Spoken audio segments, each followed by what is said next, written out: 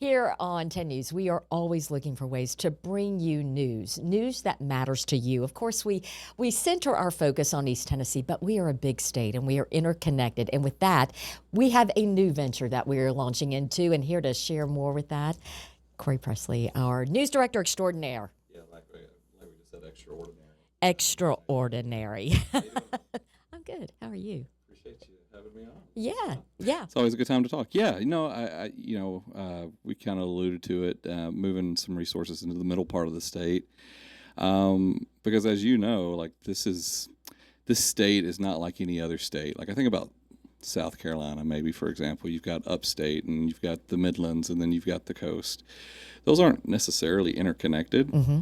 Here in Tennessee, I mean, everyone has family everywhere. And It's so easy to go from the east part of the state to the middle part of the state and the middle part to the east. And just a lot of things that connect. And we saw that, and we got some viewer feedback about that. And so we've started this adventure, and we're really seeing it for the first time with Sam today going to a PB&J opening, which we've seen so much here in East Tennessee, but this time in Nashville. That's right. Sam Perez, one of our wonderful reporters here. We have said, hey, Sam, why don't you pick up and land in Nashville to share the stories there and as they connect to East Tennessee. And you do make that point that we are very interconnected and we are very mobile. People live here but may move to Nashville but are used to watching us. It connects us. And I think we are realizing in this world that we are so interconnected more than we've ever been. And this is an opportunity for us to continue connecting people in stories. Yeah, I mean, think about it. How many people have gone to UT?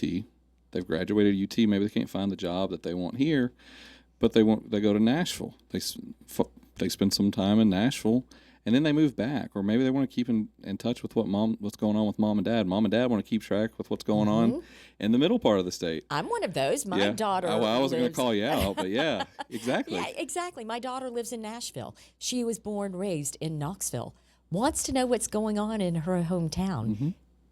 This and vice versa. We want to know what's going on in Nashville. Yeah. It works beautifully. I mean, when you think about just recently, we had the ice storm in Nashville, and everyone I talked to here in Knoxville was like, "What's going on in Nashville?" You know, I've got such and such who lives out in Brentwood, and they haven't had power for a week or two. If you look at some of the statistics we had locally at that time, some of the most clicked on stories at that time was what was happening with the Nashville power grid. And so again, time after time after time. Now, does that mean that our viewers are going to care about the random crime that happens on Broadway? Probably not. But they're going to care about, hey, this is what's happening at the airport, right? Because how many times were you going to fly out of that? Or this is that new project that's happening on 40 outside of Lebanon, Tennessee. There are opportunities there, and I'm just so excited because you have someone like Sam. You know, when we were going through this process, and when you're making something out of nothing, and we're asking her, so well, what do you foresee in this? And she starts rattling off stories after story, and it's got my head. I was like, man, that's a good question to ask. What is going on with that, And so we're just excited. We feel like we've got the right person in that space. And explain what she is doing, because she essentially is one person doing a lot. Yeah. A one-woman bureau. Yeah. How does that work? One, if for anyone watching, she's going to need your help. She's going to need story ideas. She's going to need to get a pulse of what's going on in Nashville and the surrounding areas. But yeah, it's really phenomenal. I mean, it takes a special talent like Sam to be her own editor, to be her own shooter, to be her own writer, to also be in front of the camera and generate leads and follow up. And her hours are all over the place because she essentially has to be a 24/7 newsroom in Nashville. And that's really, really hard. But again, she's a special talent and she'll get through.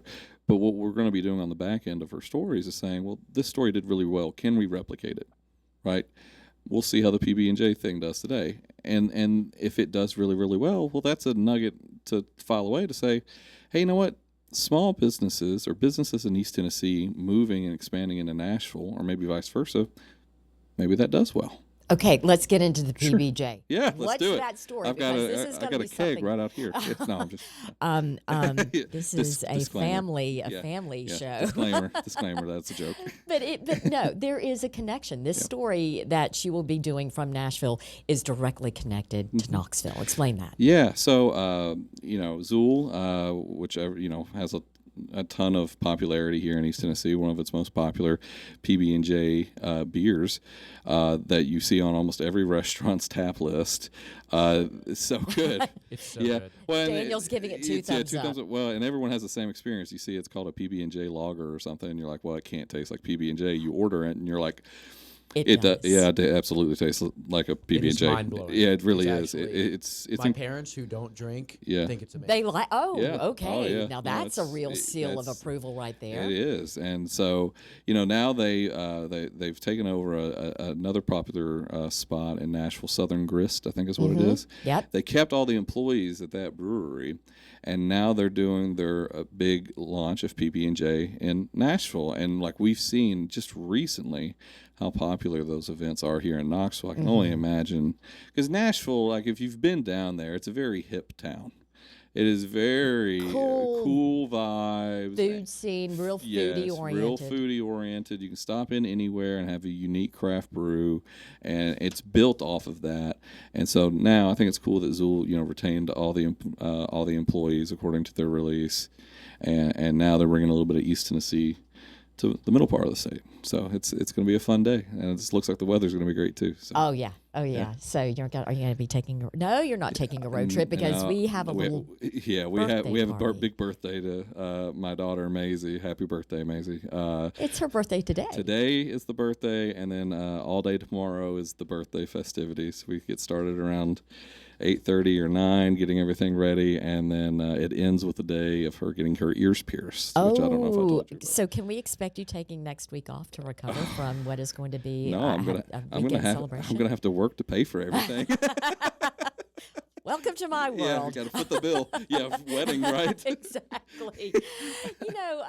To wrap us up, we've got a couple of minutes here. Let's talk about our ever-changing world of news, because this, I think, is one example of us venturing outside of East Tennessee to Middle Tennessee.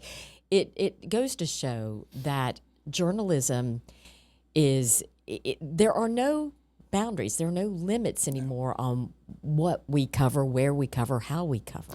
No, because I think for a long time, local news was thought of as what happens within this mile radius, right? Right. I think the world has changed because of so much social media and the access to content. Local news isn't defined by a boundary anymore. It's defined by what the content is. Because a lot of local folks care about stuff that happens elsewhere because they have some kind of tie to it. Mm-hmm. I've got a friend who cares deeply about what happens on the coast because his mom lives in Charleston. And so whenever there's a hurricane brewing, that's local news to him. And luckily, he's a big Todd Howe fan. So we all are. Well, aren't we all? So he watches Todd, and he would, if Todd said, "Hey, I want to track hurricanes for exclusively," he would watch Todd all the time. And I think a lot of people would, because Todd, like you, has that respect and trust built up. And I just think there's an opportunity to expand that. Well, we would love another opportunity for you to come and join we'll us see about after you that. recover from the weekend. All right, Corey. Thanks so much for explaining. We appreciate it.